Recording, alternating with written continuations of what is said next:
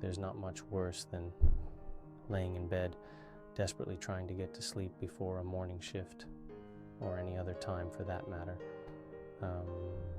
So here are 10 tips to get to sleep quicker.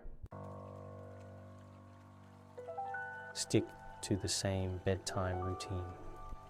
This helps your body and mind prepare for sleep at the same time every day and can really help you wind down before bed. This sounds great in theory, but, you know, it's a bit useless for us shift workers. Limit how much blue light you get in the hour or so before bed. Blue light comes from most artificial sources, but perhaps the worst offenders are computer screens or your mobile phone. The reason it keeps you awake longer is that it suppresses melatonin, a hormone which would otherwise help us drop to sleep faster. If you really can't do without your technology, consider blue light, blocking glasses and changing your phone into night mode earlier, as these can both limit that exposure and ensure a better sleep.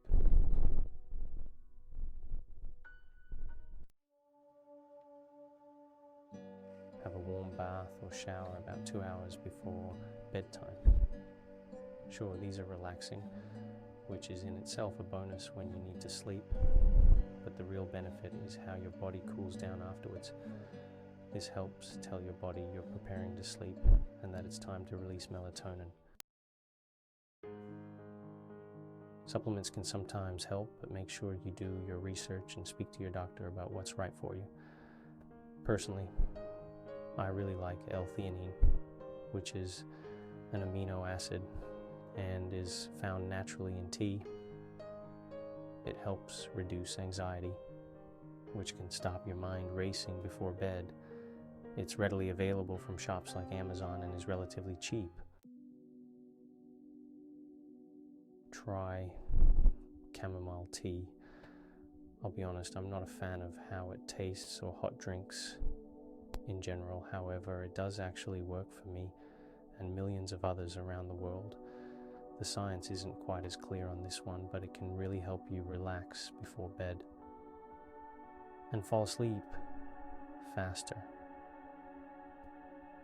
Just try not to drink too much late at night, or you'll be back and forth to the toilet. Exercise more, or at least smarter. Cardio can really help improve the quality of your sleep. Just don't do it so late that you don't have the chance to wind down afterwards. Intense training sessions and weightlifting should ideally be done in the morning, as both have the ability to reduce your ability to sleep well at night. And this is possibly due to the cortisol floating around in your system after being under stress, and can be made worse by high caffeine levels in your pre-workout. Sticking with caffeine, reduce how much you have and stop drinking it early. Caffeine is a wonderful supplement that most of us simply couldn't do without. I'd hate to be driving with blue lights at night without a coffee or energy drink to keep me going.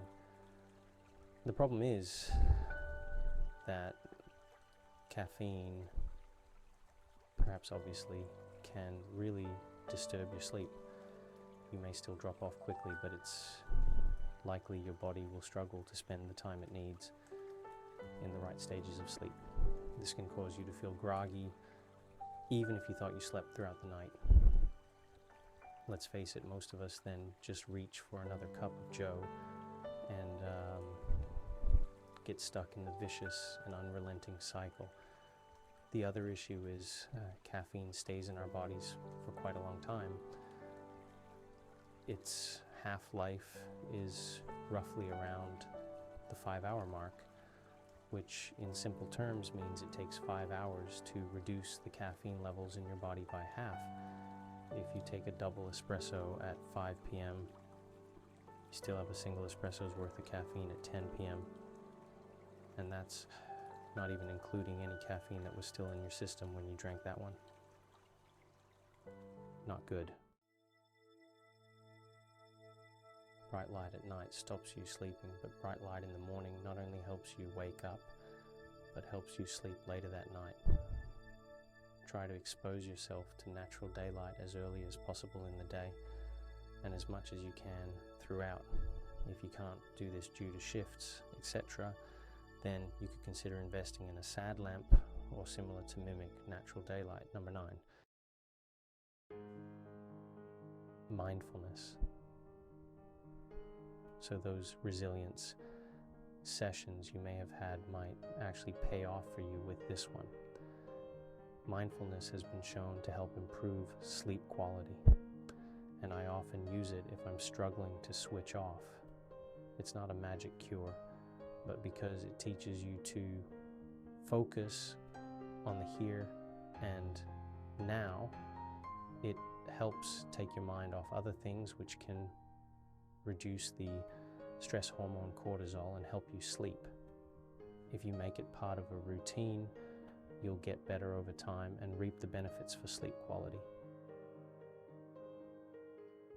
Finally, get a to-do list and leave it by your bed.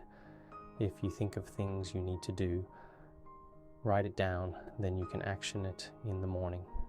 It's a simple thing, but if you think about it, most tasks can wait until morning, so there's no point laying in bed stressing over them. Anyway, try these out, and hopefully some will help you. I plan on doing in-depth videos on each of them in the future to help you get the most out of the ideas and explain why they work. If you like this video, please consider subscribing and maybe leaving a like too.